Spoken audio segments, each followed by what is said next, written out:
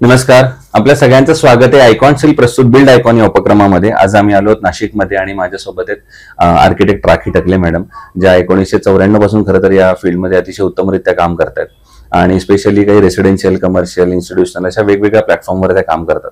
मला नेहमी असं वाटतं की आपण म्हणतो की एका महिलेमुळे एक घर परिपूर्ण होतं, पण त्याहीपेक्षा ते पुढचं वाक्य की एक महिला जेव्हा ते घर बनवणारी असते तेव्हा ते घर परिपूर्ण बनतं असं मला वाटतं. आणि त्यापैकीच एक माझ्या सोबत आहे. त्यामुळे त्यांचा आतापर्यंतचा हा प्रवास कसा होता, त्यांना आलेले अनुभव कसे होते, त्यांनी केलेले प्रोजेक्ट्स कसे आहेत, एक महिला म्हणून काही संघर्षाला सामोरं जावं लागतं का, या सगळ्या संदर्भात आपण त्यांच्याशी गप्पा मारणार आहोत बिल्ड आयकॉन या प्लॅटफॉर्मवर. नमस्कार. तर आपण गप्पांची सुरुवात करूया. ते म्हणजे अगदी तुमच्या लहानपणीपासून, ते म्हणजे तुमची शाळा कुठली होती, मग कॉलेज कुठलं होतं, आणि सगळ्यात महत्वाचं म्हणजे इतक्या वर्षांपूर्वी जेव्हा आर्किटेक्ट व्हावं हे इन्स्पिरेशन कोणाकडनं मिळालं? कारण तेव्हा तर ही फील्ड पण नवीन होतं. आर्किटेक्टचा रोल नक्की काय असतो हा सुद्धा डिफाईन अजून लोकांपर्यंत झाला नव्हता. तर मग तुम्ही या क्षेत्राकडे कसं काय वळलात? कसा होता सगळं एज्युकेशनल जर्नी कसा होता? एज्युकेशनल जर्नी म्हणजे मी नाशिकमध्येच माझं स्कूलिंग झालेलं आहे आणि ज्युनियर कॉलेज पण माझं नाशिकमधनंच होतं. आणि I was in a convent school. आणि 11वी-12वीला तेव्हा आजकाल जसं सीबीएसई आणि आयसीएसई आणि आयबी करिक्युलम आहे तसं नव्हतं. It was SSC only. I am talking about 1982-84 त्या दरम्यान. आणि सो 11वी-12वी मध्ये कोचिंग क्लासेस जे असायचे, if someone wants to pursue education, further education away from Nashik, कारण नाशिकमध्ये इंजिनिअरिंग जस्ट सुरू झालं होतं, आर्किटेक्चरचं कॉलेज सुरू पण नव्हतं झालेलं. I am talking about in something like in 87-88 च्या दरम्यान. आणि 10वी नंतर 11वी-12वीच्या सायन्स स्टुडंटसाठी गाडगीळ सरांचं classes were suppose to be वर considered extremely prestigious in the sense की सगळे क्रीम स्टुडंट्स तिथे भरती व्हायचे. आणि so 11th-12th I was coaching under with Gadgil sir. आणि ही वॉज द वन. म्हणजे एखादा गुरु आपल्या शिष्यांमध्ये, स्टुडंटमध्ये कसं काय कला गुण आहेत हे ओळखू शकतात किंवा ते डायरेक्शन देतात. तसं माझ्या गुरूंनी मला ती डायरेक्शन दिली. त्यांनी 12वीच्या एक्झामच्या आधी घरी येऊन बेस्ट ऑफ लकच्या विशेस दिल्या आणि तेव्हाच त्यांनी माझ्या आई वडिलांना सांगितलं की राखीला तुम्ही आर्किटेक्चरलाच पाठवा. And there was a background, of course, ki my father was into construction and successfully into the builders and promoters category काम करत होते ते. पण somehow मुलीने या फील्ड मध्ये नाही जावं किंवा जावं की नाही ही हा संभ्रम होताच. And but I think the words from my guru, my teacher, who motivated me to take up this field because he believed that I was the correct candidate for this profession, and that's how my journey began. क्या बात आहे. मग त्यातला आणखीन एक महत्वाचा टप्पा येतो ते म्हणजे की जेव्हा आपलं शिक्षण पूर्ण होतं त्याच्यानंतर आपण सर्व्हिस किंवा प्रॅक्टिस करतो कुठेतरी, त्यामुळे ती तुम्ही कुठं केलीत. आणि जेव्हा स्वतःची वैयक्तिक कन्सल्टन्सी सुरू करण्याचा आपण विचार करतो, त्यातला पहिला प्रोजेक्ट कुठला होता? तो प्रोजेक्ट कोणाच्या रेफरन्सने मिळाला? तो कसा पूर्ण झाला? तो काम करताना काही बर्डन आलं का? एक फ्रेशर म्हणून एक वेगळं हे होतं का? तर तो सगळ्या जर्नी कसा होता? सर, माझं एज्युकेशन जे आहे 12वी नंतरचं आर्किटेक्चरचं पुण्याच्या BKPS कॉलेज ऑफ आर्किटेक्चर, म्हणजे ज्याला आपण अभिनव विद्यालय म्हणतो, कारण तिथे कमर्शियल आर्टचं पण कॉलेज आमच्याच बिल्डिंग मध्ये असायचं. सो तिथे झालं. 5 वर्ष पुण्याला मी शिक्षणासाठी होते. आणि 2nd-3rd इयर नंतर एक थोडस गंमत म्हणून आम्ही काही फ्रेंड्स मिळून कधी एखादं छोटं जर घर डेकोर करायचं आहे असं, and we used to also work part time after the college with some architects for experience. आणि असं छोटे मोठे आम्ही कधी लिव्हिंग रूम डेकोर कधी एखादं बेडरूम किंवा छोटीशी बाहेर बैठक आहे गार्डन सिटी, तसे असे ऑड छोटे छोटे areas along with the academic knowledge. We were also Okay. trying to get some practical knowledge when Wow. we were in the college, and that helped a lot. Yes. कारण 5 वर्षाचं शिक्षण झाल्यानंतर नाशिकला आल्यानंतर इमिजिएटली लग्न झालं, because I Mhm. Come from a Jain community. Okay. And लग्न झाल्यानंतर मग family business is into hospitality. Okay. So they were constructing a new project, Emerald Park Hotel, Acha. which is one of the hotels that was getting built and 3-star category. At that point, after my marriage, immediately I was working with a firm for some time. कारण interiors मध्ये माझा experience was not so much because our education was completely in architecture field. बरोबर. To get some experience in interiors, I was working with Designers Collective firm, Thatte Maras आणि Deshpande. Okay. And because पप्पांचे काही projects ही firm करत होती, and there I gained good experience within a few months. आणि from architecture, my introduction to interiors happened in that office. Okay. मग आता या क्षेत्रातल्या काही प्रश्नांकडे येऊया. त्यातला सगळ्यात पहिला महत्वाचा प्रश्न आहे म्हणजे बिंग अन आर्किटेक्ट, की मला नेहमी असं वाटतं की एकदा चांगले डिझाईन्स केल्यानंतर, चांगले फॉर्म्स क्रिएट केल्यानंतर जेव्हा ते एक्झिक्युशनची वेळ येते तेव्हा एक एक्झिक्यूट करणारा एक अनस्किल्ड लेबर असतो की जो ते काही प्रमाणात एक्झिक्यूट करत असतो. तर अशा वेळेला त्यांना हे सगळं समजावून सांगणं, त्यांच्याकडनं काम करून घेणं एक बिग टास्क असतं. Yes. तर ते तुम्ही कसं पार पाडलं? Yes. So, like I told you that the family business was hotels. And मी काम करत होते 3-4 महिने when I was working. आणि I got a lot to learn also.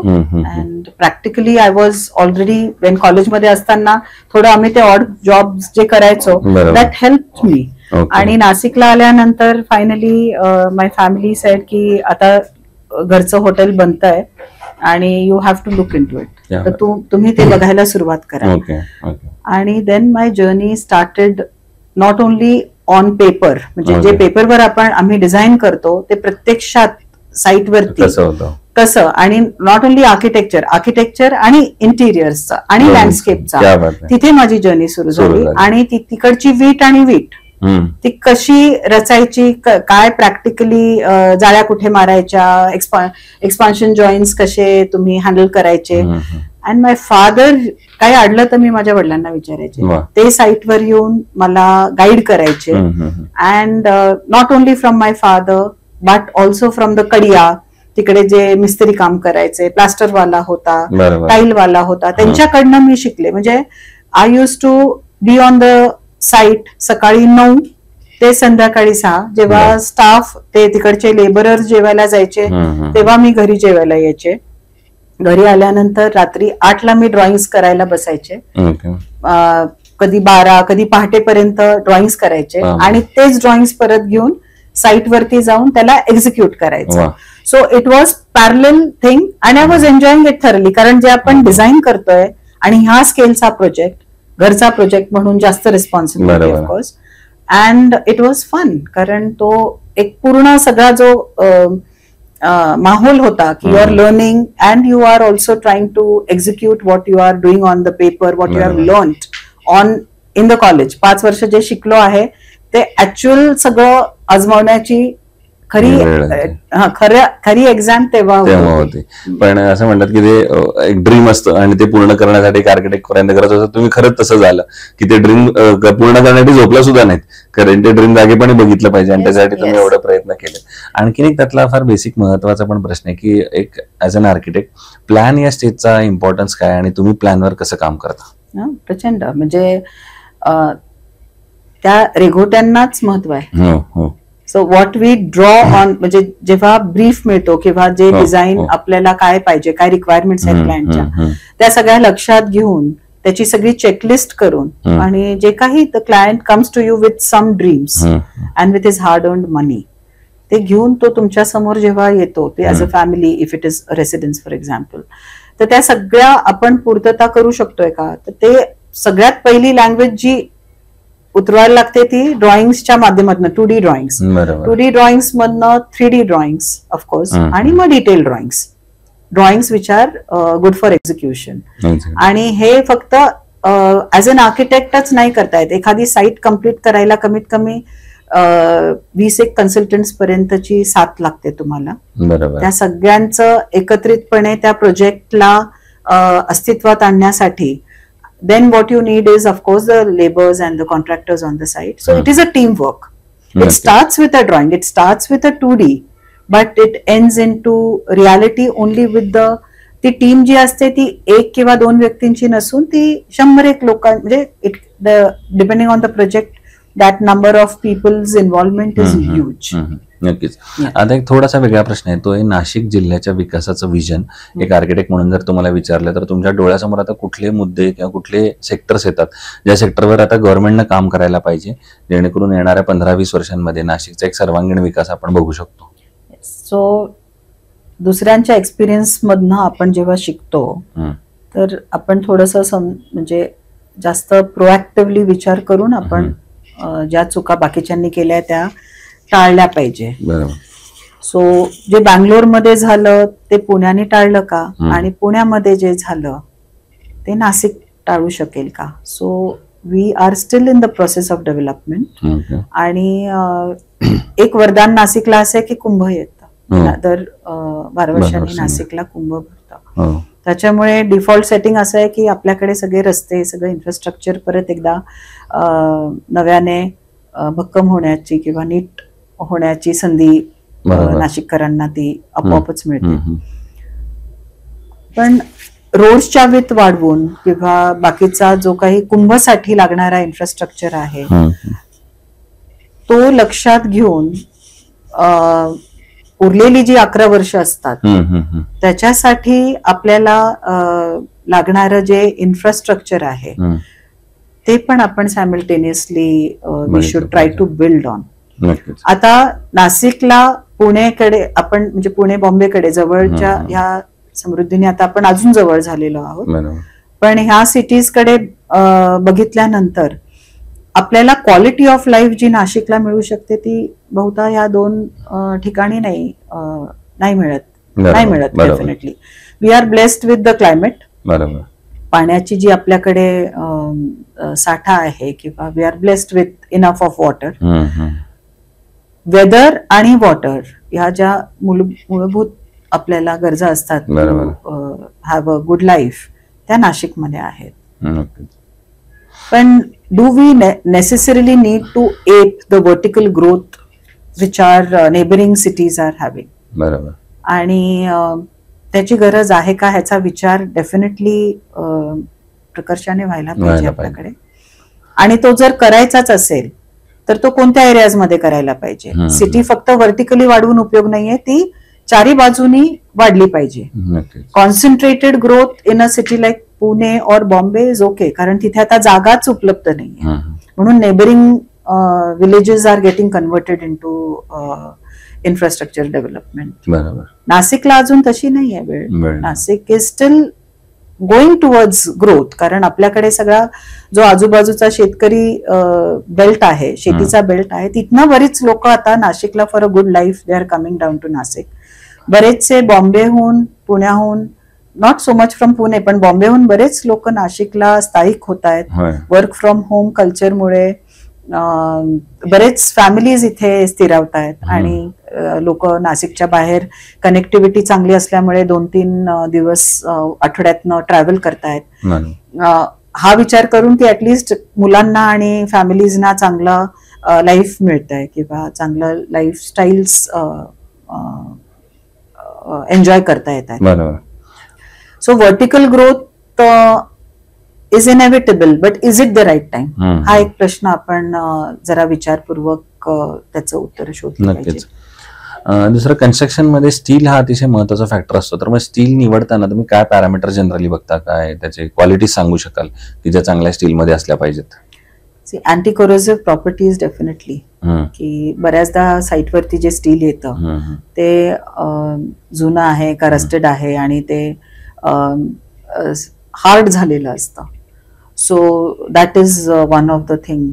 आणि सेकंडली ऑफकोर्स अवेलेबिलिटी. बऱ्याचदा तुम्ही जे म्हणजे एखादं सायझेस, ज्या काही सायझेस सांगितलेल्या असतात त्या जर प्रॉम्प्टली मिळाल्या नाही, प्रॉम्प्टली म्हणजे of course there is a time frame, if it's not available how quickly is the availability done. आणि लाईक आय वॉज सेइंग की ऑन साइट ते स्टिरप्स आणि कटिंग ते जर अवॉइड करून if that can be directly sourced at the site, तर labour चा जो टाइम आहे किंवा कन्स्ट्रक्शनचा जो स्पीड आहे ते आपल्याला थोडं वाढवता आलं, तर तसा सपोर्ट जर कंपनीज कडनं मिळाला तर it definitely helps for the speed of the project and for the quality of the project also. नक्कीच. आणि आयकॉन स्टील तुम्ही कधी वापरलं होतं? We did use it for couple of projects. Okay, तर मग त्यांच्या सर्व्हिस डिलिव्हरी अवेलेबिलिटी बद्दल? Definitely good. म्हणजे I remember calling up mister Patni and having a word with him. Requirement was for one bungalow आणि मग ते truckload होतं. आणि आता अगदी शेवटचा प्रश्न ते म्हणजे या फील्डमध्ये आता जे न्यू कमर्स येतात, फ्रेशर्स येतात, आर्किटेक्ट आहेत, स्पेशली मुली येतात, त्या सगळ्यांना तुम्ही काय सल्ला द्याल, काय ऍडवाइस द्याल, तुमच्या सिक्रेट फॉर्म्युला सक्सेसचा काय सांगा? सी, सगळ्यात एक तर ऑफकोर्स हार्डवर्क इज देअर, आणि secondly you are into a profession, you are a professional, you are an architect, then it doesn't matter whether you are a mulgi hai ka mulga hai. See, a professional is a professional. He has to, challenges sagyannach astat, पण ते challenges should not the domestic challenges should not come into your professional life, and your professional worries should not go back into your family life. ते segregation करणं गरजेचं आहे. आणि फक्त ऑफिसमध्ये बसून ड्रॉइंग्स करणं ते इम्पॉर्टंट आहेच, पण जेवढं ऑन फील्ड जाऊन तुम्ही एनीवन गोइंग ऑन फील्ड साईटवरती तुमचे ड्रॉइंग्स कशा पद्धतीने आणि काय डिटेलिंग मध्ये ते एक्झिक्यूट होत आहेत ते पण समजून त्या पद्धतीने पुढचं काम करणं इम्पॉर्टंट आहे.